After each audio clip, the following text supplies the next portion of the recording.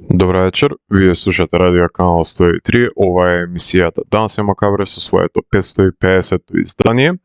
А ако некогаш сте слушнале епизода на Данс е Макабре во изминатата деценија, во која ја водам емисијата, тогаш знаете дека во последната епизода од годината правам избор на најквалитетни хорор филмови според Данс е Макабре, кои се избира од 50-те квалификувани филмови, кои во текот на годината ги рецензирам во сезоната. Меѓутоа, оваа година одлучив последната епизода од 14-тата сезона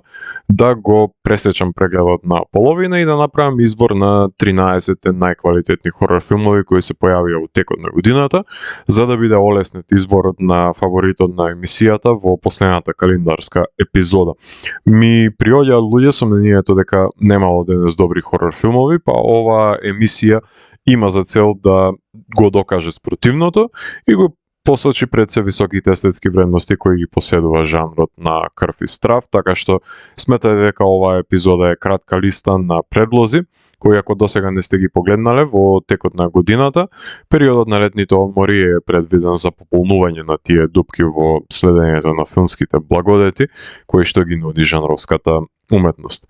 А на почетокот на емисијата имавте можност да слушнете две композиции на одличните Death Ray Vision, кои што го издадоа нивниот нов студиски албум, трет поред, ако не се лажам, кој што гласи No Mercy for Electric Eyes, од кој што имавте можност да слушнете Behead the King и In Unholy Water,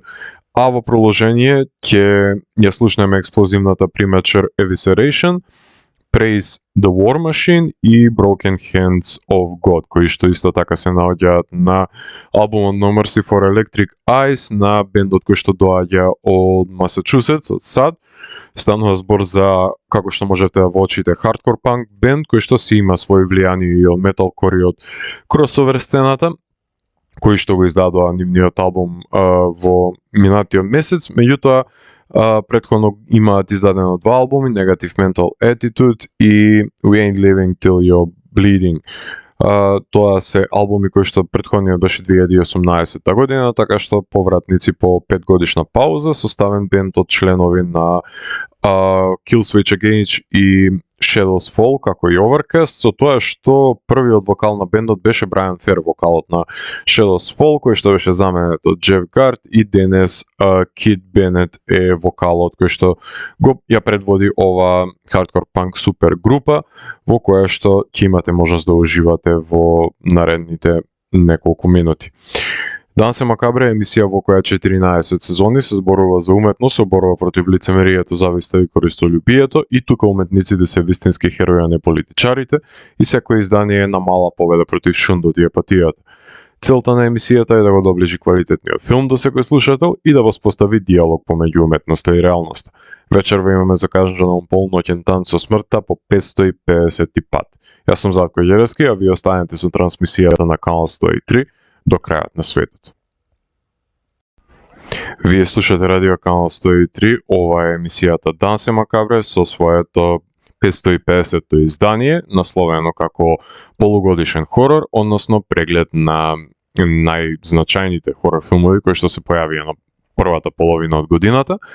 Така што во изданијата на Данс е Макабре, насловени како Макабре Филмфест, селектирам по два жанровски филма кои ги рецензирам, заедно со останатите филмови, сметајќи дека на тој начин најдоблесно ќе го промовирам најекстремниот филмски жанр и неговите квалитети, па сите тие филмови се квалификуваат во потесната листа на 50 хорор филмови, од кои на крајот на годината ги бирам 10 најзначајни за кои се од нив се кринусува филмот по кој ќе се памти 2023 година. Жанровските хибриди се добре дојдени за да се демонстрира разноврсноста и разнообразноста на хорор жанрот и леснотијата на синтетизирање со останатите, кои се сродни се разбира со него. Листата до овој момент брои 27 наслови од изгледаните 105 хорор филма,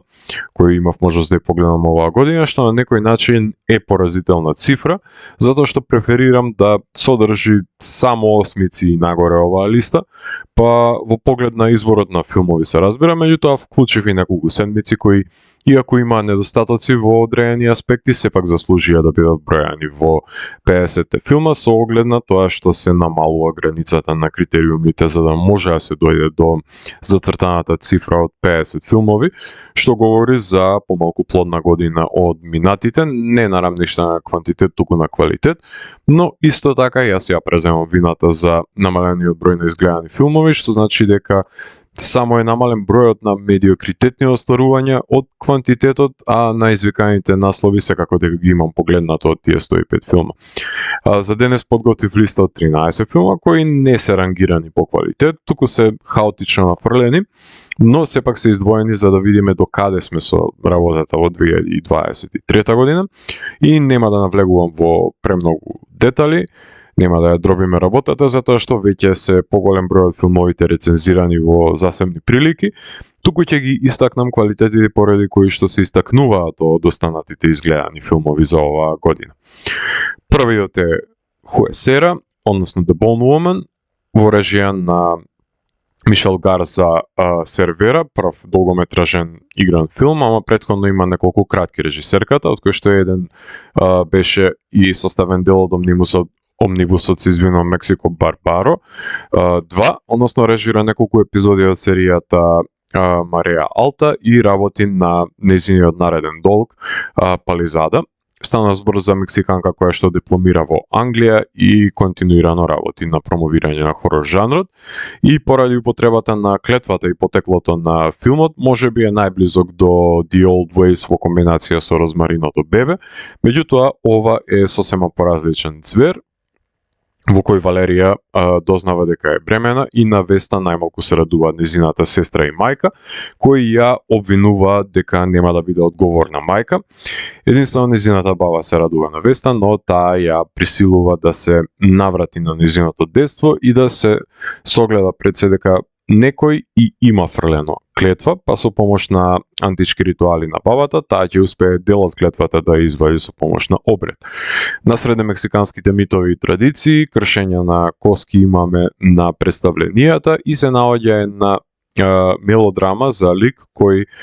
покорен е на притисоците на околината, да ги следи нивните очекувања и заложби, наместо да го сослуша своето срце, што говори дека секој квалитетен хорор филм мора да има во своето суштествување издржана мелодраматична поставка на ликовите во средината, односно во неговата срцевина, за да може насилните и надприродни елементи, па дури и фолклорните преданија да ја заземат функцијата на метафора со продлабочено значење. Фала сцени за паметење, ама не се заборава компактноста и издржаноста на тропите, што е пример за тоа како треба да изгледа еден квалитетен модерен хорор филм без да стане досаден и репетитивен. Вториот филм кој го издвоив е Infinity Pool во режија на Брендон Кроненберг, еден од тројцата јавачи на модерната хорор апокалипса, кој ги има режирано очудувачкиот Antiviral, заносниот Посесор, чекорејќи постапките на неговиот татко Дейвид, мојот најомилен режисер во историјата на филмот, кој не се отклонува од поигрувањето со концептот на телесниот хорор поджанр, меѓутоа оставајќи свој печат, бидејќи го интерпретира со досега навидени визионерски концепти за кои ќе се говори и во иднина. Еден од нив е и овој Black Mirroровски приказ на летувалиште во кое кога турист ќе учествува во несреќа во која ќе биде одземен животот на некој од мештаните, постои опција во која богатиот турист ќе си овозможи да се направи негов дупликат, односно репликант со исти доживувања, кој ќе се овозможи преку него на фамилијата на жртвата реципроцитетно да возврата на одземениот сакан со убивање на двојникот, практика која Мија Гот и незините пулени си ја спроведуваат секое лето, но зачудениот нов турист, глумен од Александер Скарсгард, го става во небрано, дали со екзекуцијата на дупликатот, губи дел од себе и како може да биде пред се сигурен дека тој не е всушност дупликатот. Смел концепт кој, како и останатите филмови на Брендон, е гравитациона сила околу која осцилира севкупното действие и не дозволува да се доразвие и расплини на останатите реперкусии на овие одлуки, таа моќна идеја која што има, што може да се реситира, нели, нечија немарност, така што многу одлуки треба да повлечат и своји последици. Неон го дистрибуира филмот на Hulu, ако не се лажам. Третиот филм за вечерва кој што го издвоив е Scream 6, односно режиран од страна на екипата која што се именува како Radio Silence, односно Мет Бетинели Олпин и Тайлер Джилет. После кратките филмови кои што ги снимија за VHS Southbound, долгите Devil's Due, Ready or Not, Scream е нивниот четврт долгометражен игран филм, со тоа што работат и на еден филм од серијалот на монструми кој што ги прават на своја реимагинација од Universal и работат на ремейкот на Escape from New York. Со тоа што Мет и Тайлер снимија шести дел од култниот слешер хорор серијал во кој преживеани на нападите на убиецот Ghostface од Вудсборо трагаат по нов почеток во Нью Йорк на нивниот живот, кај што се случува обединување на Кортни Кокс со неколкуте преживеани од четворката и петката од серијалот, како и нови потенцијални финални девојки, се разбира, и убици.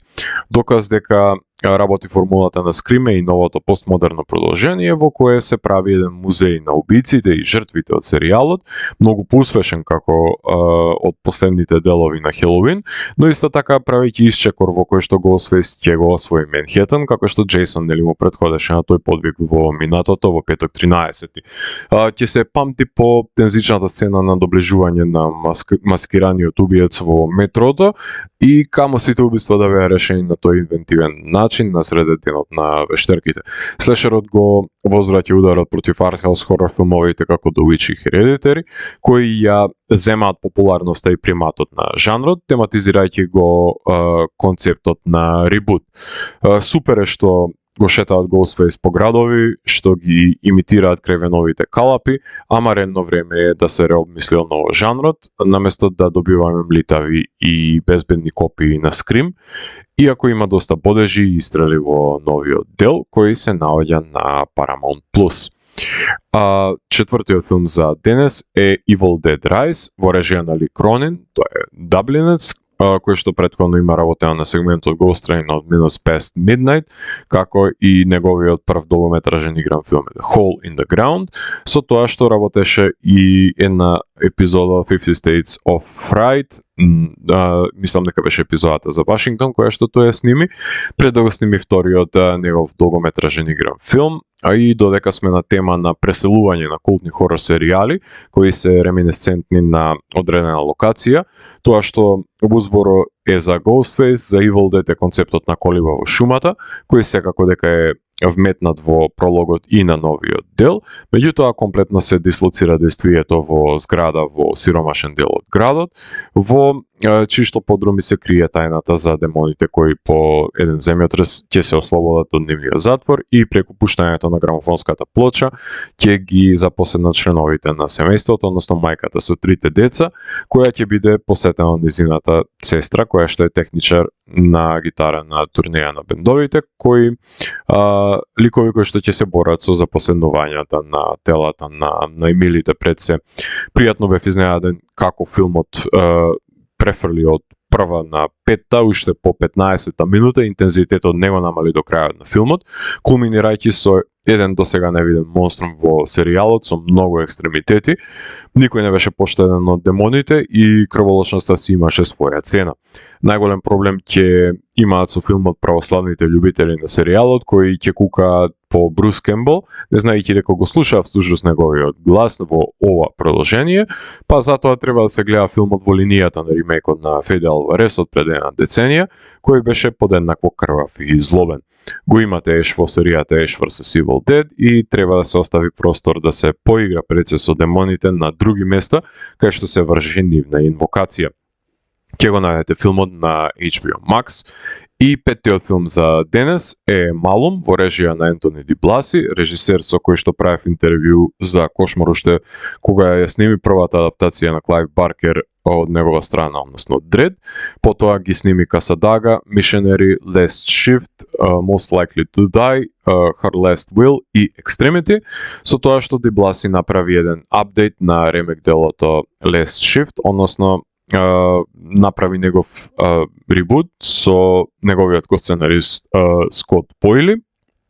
Филм кој во 2015, ако не се лажам, беше избран за хорор филм на годината според Дансе Макабре. Меѓутоа, прилично невообичаен пристап е да се даде свеж поглед на филм кој воопшто не е толку стар, за да има потреба од реимагинација, затоа што и ден денес си функционира Last Shift, ама Ди Бласи си почувствувал дека не си се доискажал и една деценија подоцна смета дека има созреано како автор да додаде дел од неискажаното на постоечкиот лор. Ефектите кои ги работи Расел се разбира дека се ужасно крвави и се во дослух со оригиналните, а зголемено е присуството на окултистите и демоните во полициската станица, во која новоработената и млада полицајка, чие што татко години претходно таму починал поради култот, ме води до констатацијата дека не сум до крај сигурен дека имаше потреба на вакво надополнување на постоечкото совршено дело, посебно не со дефицитарниот буџет кој на моменти се воочува на визуелно рамниште. Доближувајќи го можеби повеќе до ТВ проектите на Ентони, ама секогаш кога Ди Бласи ќе одлучи да ги засука ракавите и да ги потопи во крв, јас ќе обрнам внимание, посебно во овој негов универзум во кој има изобилие на застрашувачки сцени, насилни джампскерс кои ќе ви извадат од кожа на визуелен, не на аудитивен план како што тоа го прават на пример хорорите снимени за пуканки, и добивате повеќе од истото, ама истото е врвна творба која што ја имавме наградено во минатото, но во рамките на оваа емисија. Ревен Бенер го продуцира овој филм.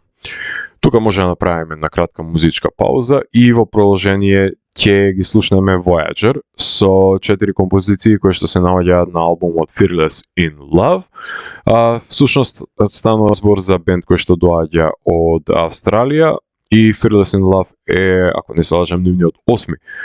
студиски албум. Тие се формирани дури 1999 година, издаваат и за Seasons of Mist. Стана збор за прогресивен рок-н-рол и метал бенд, кој што можеби најпопуларни се по тоа што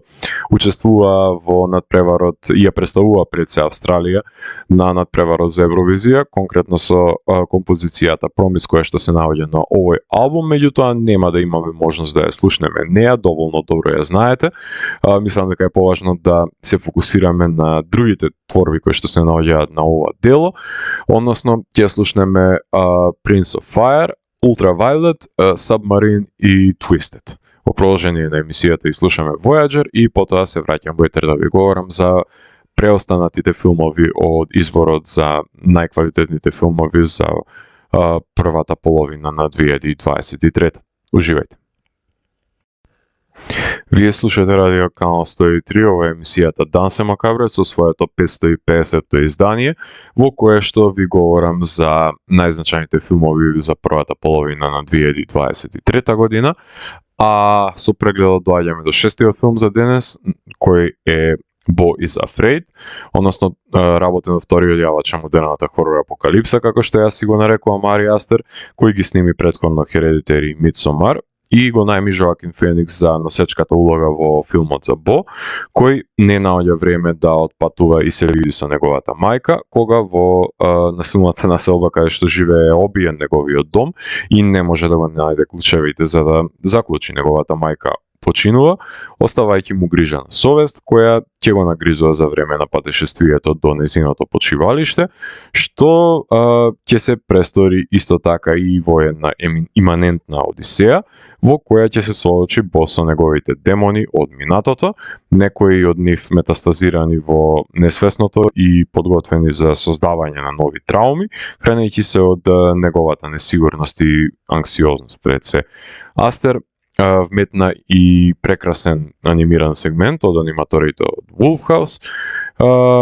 монструми на кров се појавија, епски параболи има, театарски представи со очување на себе си од детството, сегашноста и иднината, кои можеби никогаш нема ни да постојат, така што добивате 3 часовна хорор комедија која го носи Бо до неговиот кавкеански процес, во кој се суди за сите негови помисли и дејанија. Немало ваков филм со тоа што Жодоровски бил можеби најблиску до оваа лакрдија, ама ни да има, не да иде, нема ниту па да има, па затоа е најсилен конкурент за титулата на најквалитетен хорор филм според Дансе Макабре, заедно со Infinity Pool, кои уште сега ви гарантирам дека ќе бидат во трка за врвот на листата, ако третиот јавач на апокалипсата, Роберт Егерс, не ја забрза работата на Носферату и им се придружи на овие родоначалници, модерни пред се родоначалници на квалитетниот хорор филм. Седмиот филм за денес е Инфлуенсер во режија на Кертис Дейвид Хардер. Тој е канадски режисер кој што ги има работено Cody Fitz, In Control, Spiral, продуцент е на VHS 94 и на Superhost, кој го сними еден од најзначајните хорор филмови кои потребува социјални медиуми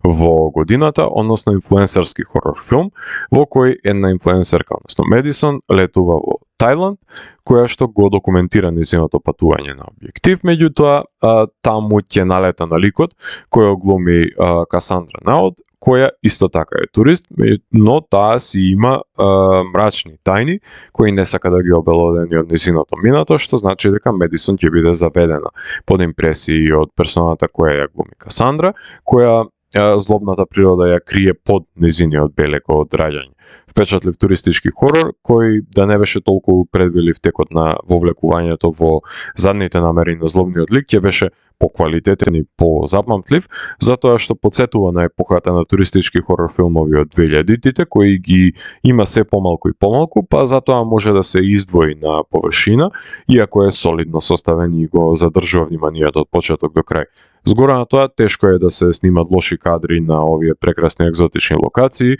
правејќи го овој филм едно од најдобрите хорор филмчиња за дегустирање во летниот период, покрај освежителната ладна пијачка кој не е имун за прикажување на заморниот процес на снимање на совршената фотографија, видеоклип и рил од репортажата за пред се на самотниот живот на кој што го поседуваат инфлуенсерките. Може да се најде на стримерот Shudder. Осмиот филм за денес е The Menu на Марк Мейлот, кој што снима епизоди на Entourage, потоа ги работи с ТВ сериите Shameless, Game of Thrones, Succession, снима по некои епизоди и за Minority Report, United States of Tara, Amazing Stories и негови се филмовите Ali G in the House, The Big White, What's Your Number. Како што моите колеги го гледаа Скина Маринг оваа година, а јас минатата, така јас оваа година го гледав The Menu, а тие минатата, па затоа ќе го коментирам во ова одбројување, бидејќи е уште еден граничен хорор филм кој од една залозничка криза прави перформанс во кој секој може да биде сервиран на мени. Во него еден млад пар, Тейлор и Марго, глумени од Николас Холт и Ања Тейлор-Џој, заедно со неколку исклучителни избраници, патуваат на оддалечен остров кај што се наоѓа еден ексклузивен ресторан, раководен од истакнатиот шеф Словик, кој што го глуми ладнокрвниот Ралф Фајнс,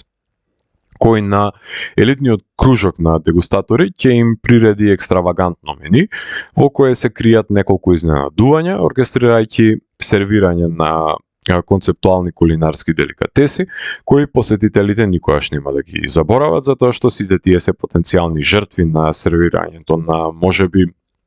последниот оброк кој ќе го вкусат. Доколку беа во драстично поголема опасност и се тркалаа повеќе глави на менито, ќе беше многу повпечатлив и поопасен филмот и премногу сериозен ми е да го вметнам во категоријата на хорор комедии, иако има комични сцени и страшни сцени се разбира, повеќе е заложнички хорор филм во кој што артистот се одмаздува на тие што не се способни да ја восприемат неговата предсеуметничка творба, затоа што се фолиранти. Деветиот филм за денес е Сик во режија на Џон Хајемс, Тоа е ТВ режисер кој што работи на документарни на играните Universal Soldier, Regeneration, потоа Dragon Eyes, All Square, Alone, ТВ сериите има учествувано во Black Summer и Z Nation, моментално работи на One Dog Day и по некоја епизода од новите серии на за Чаки и Chicago PD. Човекот кој што со изумителот на Scream франшизата Кевин Вилиамсон дојдоа до формулата за емулзија на слешер хорор жанрот со COVID пандемијата, наоѓајќи време и место како да се имплементираат чинителите на пандемијата во самото действие, во кое две пријателки кои социјално се дистанцираат од светот за време на пандемијата во фамилиарната колиба во Дивината покрај езерце, но наместо да бидат сами, ќе ги придружи љубоморниот председечко на едната од нив и се разбира убиецот, кој има неразчистени сметки со сите нив. Острината и тензијата на слешер по жанрот е загарантирана, која е надополнета со социокоментарот на ликовите, на кој поважно им е да се заштитат од невидливиот убиец, отколку видливиот убиец со крвав нож. Заштита на маска може би е функционална против едниот непријател, меѓутоа безпомошна е против убиецот и да беше филмот снимен од поголем естет од Хајам со повпечатливи ликови, ќе говоревме за модерна класика, ама ТВ режисерството си има и своји болести. Може да го дзирнете на стримерот Пикок, затоа што беше работен од страна на Miramax и на Blumhouse. Тука ќе направиме уште една музичка пауза и во продолжение ги слушаме Edge of Paradise, станува збор за модерен американски рок н рол и метал, ајде да ги наречеме бенд, кај што има влијание од симфоничните подправци и од индастријал подправците. Стана збор за бенд кој што го предводи одличниот вокал на Маргарита Моне, така што тие ни доаѓаат од Лос Анџелес, од Калифорнија и од нив ќе имаме можност да слушнеме композиции кои што се наоѓаат на нивниот петти, ако не се лажам, албум Hologram, кој што го издадоа по нивното претходно издание од пред 2 години, односно The Unknown. Hologram е албум од кој што моќниот вокал на Моне ќе имате можност да го слушнете на композициите насловната, потоа This is Personal, Dark и баладичната Don't Give Up on Me. Така што продолжение на емисијата ги слушаме Edge of Paradise и потоа се враќам во етер да ви говорам за преостанатите филмови од изборот за најквалитетните филмови во првата половина на 2023 година. Уживајте. Вие слушате Радио Канал 103, ова е емисијата Дансе Макавре со своето 550-то издание, кое што е последно во сезоната број 14, именувано како полугодишен хорор за прегледот на филмовите на кои што се издвојуваат од останатите хорор филмови кои што имав можност да ги погледам во 2023 година. Преглед во кој што доаѓаме од 10-тиот филм за денес, кој што е насловен The Outwaters, во режија на Роби Бенфич, втор долг филм, ако се брои едночасовниот White Light, претходно работи кратки и како на дополнување на Outwaters ги сними продолженијата во кратка форма файл VL624, тоа е расипан файл од видеокасетата, и Card Zero, односно тоа е приквел за настаните кои што се случуваат во домот на ликовите, со тоа што ќе работи на Тинсман Роуд за братот кој го бара телото на неговата исчезната сестра и Екс Валис за патешествието на девојката низ дивината, кои секако дека на некој начин се поврзани помеѓу себе, ама не би бил изненаден како воспротивно и двата бе биле во постпродукција, ако не се снимени симултано. Знае Роби да се нафати на повеќе потфати одеднаш и за да го образува големиот формат, односно големата слика. Како што слешер поджанрот робува на своите конвенции, така сервилност демонстрира и фан футич хорор поджанрот, кој пак си бележи константен еволутивен пат. Од една страна тоа се должи на напредокот на технологијата и достапноста на камерите со висока резолуција за обичниот конзумент, што значи дека не може да се кријат ликовите зад матни снимки на диви камерчиња, односно употреба на повеќе помали објективи има, например, на уреди, како и жанровски амалгам, кој во случајот на Outwaters води кон експерименталниот филм, на моје големо задоволство. Во филмот е опфатено патешествието на четворица пријатели во пустината Мохаве, кои се упатени пред се со цел да снимаат видеоспот за пејачката, која е составен дел од друштвото, меѓутоа, наместо тоа, снимениот видеоматеријал завршува во рацете на полицијата и гледачот е сведок на доживувањата кои се фатени на камера пред да исчезнат пријателите. Само уште не беа пријателите толку невпечатливи за гледање и поврзување со својата една димензија и употреба, ќе беше еден од конкурентите за титулата, затоа што последниот чин на снимката на SD картицата е еден пролонгиран, пеколен кошмар кој не сум го видел во found footage хорор жанрот, односно крвав епилог кој му недостасуваше на пример на јазивиот скинамаринки или па на тавтолошкиот периодичен енисмен, експериментална природа која отвори врати за многу нови можности на употреба на хорор жанрот. Пред се наоѓа филмот на стримерот Screambox. 11-тиот филм за денес е Бруклин 45. Тео Геохеген е режисерот на кој што го работи во филм и претходно ги има снимено We're Still Here и Mohawk, кој е познат како сценаристот на Don't Wake the Dead, Sweatshop, Demonium и Satanic Panic. Продуцент е и на ABC's of Dead 2. Тој сними еден необичаен хорор, необичен пред се хорор филм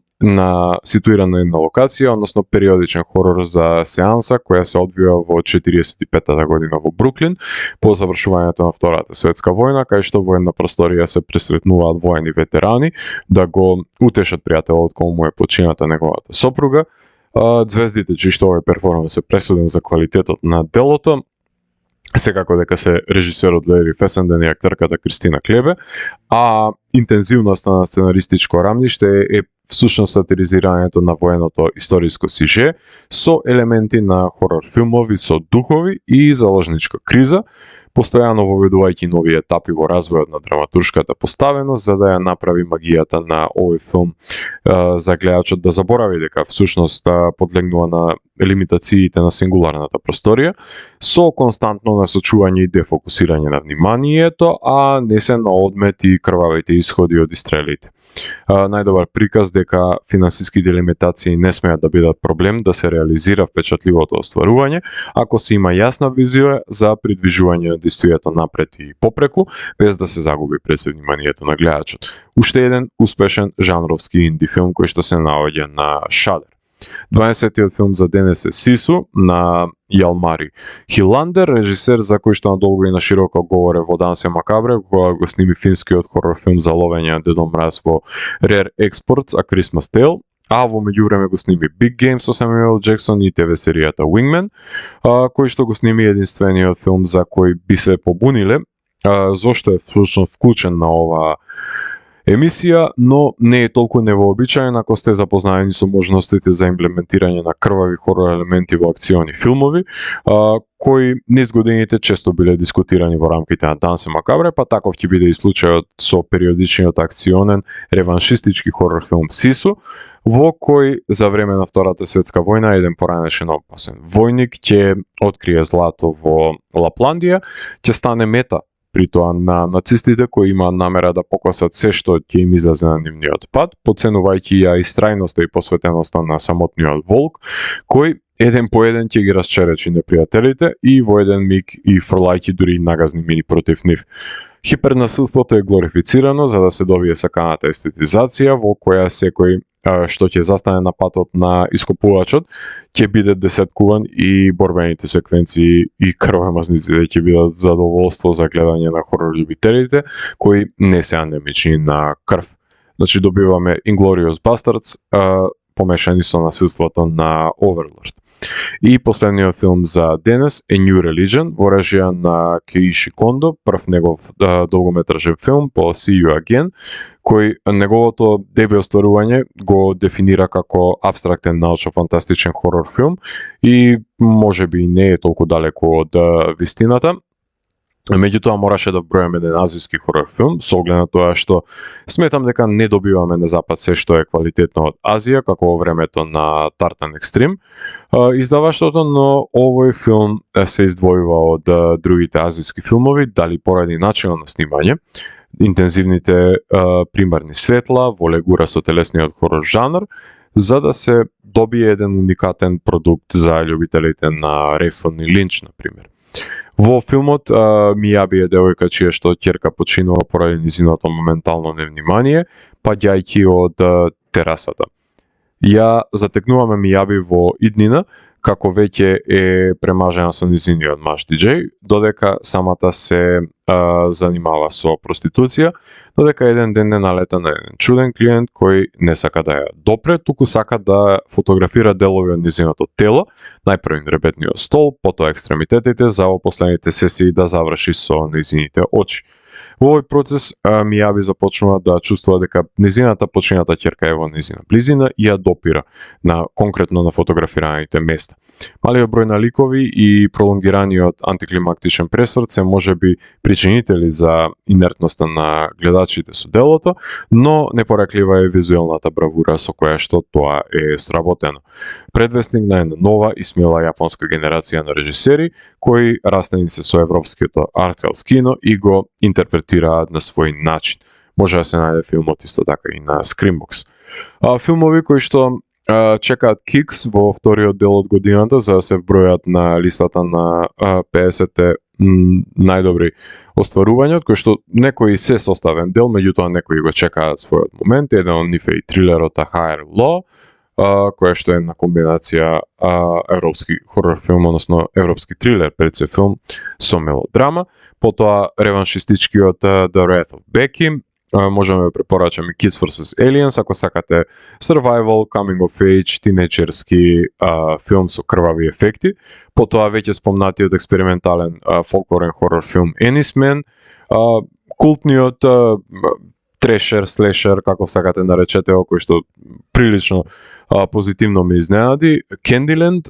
потоа LGBT запоследувањето Attachment, шверцот на бубачките во Swallowed, Screen Life, трилерот Missing, мора да се напомене, хорор комедијата Renfield, како и попкорн хорор филмот, односно блокбастерот наменет за продажба на пуканки, ако веќе повеќе сакате, Меган. Така што може да погледнете некој од овие десетина хорор филмови кои што покрај 13-те се топла препорака од моја страна за да си го збогатите гледачкото искуство за сето тоа што беше квалитетно во рамките на досегашниот дел од 2023 година. Традиционално во последната епизода од сезоната одвојувам време да се заблагодарам најпрвин до сите слушатели кои одвоија време да ги слушнат епизодите од 14-тата сезона на радиоемисијата Дансе Макабре и на сите слушатели пред се кои го инвестирале нивното внимание и доверба во емисијата во изминатите 14 години, затоа што без нив ќе немаше кому да се обраќам сите овие години. 14-тата сезона на Дансе Макабре броеше само 30 епизоди, што е 10 помалку минатата година, зашто јас ја прифаќам вината, бидејќи тоа беше жртвата која што мораше да се направи во тој 3-месечен период кога не бев присутен во Скопје, поради тоа што го режирав мојот филм и не можев да бидам на две места во исто време и ја насочив енергијата и слободното време таму кај што беше најпотребно, што резултираше со намален број на гостувања и дискусии за уметност, зашто се надевам дека ќе имате разбирање за тоа што Дансе Макабре е продукт на љубов од моја страна, која има добиено повеќе колку што заслужува која да е емисија во медиумите. Во тие 30 епизоди реализирав 6 гостувања на бендови, чии што нови албуми ги промовира во рамките на емисијата, односно сакам да им се заблагодарам при тоа на членовите на Foolish Green, Red 18, Хајка, Pitchwise, Искра и Сайдон, кои одвоја време и ми овозможија непречено да поразговарам со нив за нивните творби. 5 режисери и режисерки гостуваа во рамките на сезоната, односно 4 со долги филмови и една со кратки, односно им се заблагодарувам на Кристијан Ристевски, со кој што разговарав за Снежана на крајот умира, потоа со Даријан Пејавски кој што гостуваше за Мими, Елеонора Венинова со која разговарав за Преекспонирано, Илија Павлов со кој што говорев за Rebirth и режисерката Лидија Мојскосака со која што разговарав за Само ѓаволот се плаши од вода и останатите нејзини кратки филмови. Се надевам дека бројот на гости во наредната сезона ќе биде барем дуплиран со оглед на тоа што веќе имам неколку гостувања кои што се најавени од филмови кои што им престојат во есенскиот период. Во овие 30 епизоди направив репортажи за Македокс, Манаки, Синеде и Сиканскиот филмски фестивал, потоа направив 10 изданија посветени на рецензирање на нови филмови, што значи дека околу 100 филмски изданија беа анализирани во рамките на оваа сезона, кои вклучува серијал на емисии кој што беше насловен Макабре Филмфест и се разбира изборот на најдобри филмови во Dance of the Dead. Гостувања имаше и Никола Кузмановски со кој што разговарав за неговите преводи на Лавкрафт. Направив 3 емисии од серијалот Раритет во кој што рецензирав 12 нови студиски албуми од домашната музичка сцена. Слушавте избор на радиодрами од серијалот Tales from Beyond the Pale, како и 10 рецензии на стрип изданијата од серијалот на Дилан Док. Во свет во кој што мнозината се задоволуваат со пречвакана и симплифицирана порака, не слушаат повеќе од нецели песна или две од албум, гледаат само тоа што е популарно, немаат време за читање. Во таков свет постои Дансе Макабре, во која надолго и на широко ќе се зборува и се зборувало за уметничките дела, затоа што сметам дека тие содржат чинители кои помагаат да бидеме пред се подобри битија, отколку што сме биле пред да ги конзумираме. Оваа вистина ја знаат слушателите на емисијата, добро им е позната, а тие што го занемаруваат низиното постоење, ќе бидат посиромашни за знаење кое нема да им треба во едноличниот живот. Дансе Макабре ќе продолжи понатаму да биде отворен прозорец за домашната и светската култура, непречено да известува за квалитетите кои ги нудат уметничките творби, кои се создаваат во рамките на државата и надвор од неа во контекст на жанровскиот филм и пред се субверзивната музичка сцена. Дансе Макабре ќе биде медиумски портал во кој ќе се слави уметноста, затоа што тоа е ментална храна која е важна за одржување на здраворазумието и критичкото размислување на рецепиентите, од помош за градење на силна слободна мисла и проценување на квалитативните прецен на уметничките творби, што сметам дека ќе помогне во дообразување на слободумен народ со повисока свест и познавање на културата кој никој нема да може да го изманипулира и злоупотреби. За крајот на емисијата ќе слушнеме композиција на екстремниот бенд за денес, односно Black Braid. Станува збор за соло проект на индијанецот Шгх Гасовах, ако го земеме предвид неговото уметничко име. Тоа е долгокос индијанец со корспен на неговото лице, кој што во изминатите 2 години сними 2 албуми, кои што ги именуваше како Black Braid 1 и 2. Ќе слушнеме композиции од вториот негов албум на овој атмосферичен black metal проект, кој што го опева животот на американските домородци и нивната митологија во комбинација со воспевање и на природата и на паганизмот, односно ќе ја слушнеме инструменталната композиција за крај Spells of Moon and Earth. Меѓутоа претходно ќе ја слушнеме екстремната The Wolf That Guides the Hunter's Hand. Јас сум Златко Ѓелевски и го затворам 550-тиот гримоар на Дансе Макабре и го враќам на полицата кај останатите изданија кои кријат тајните на универзумот. До едното издание на Дансе Макабре, гледајте филмови и плашете се.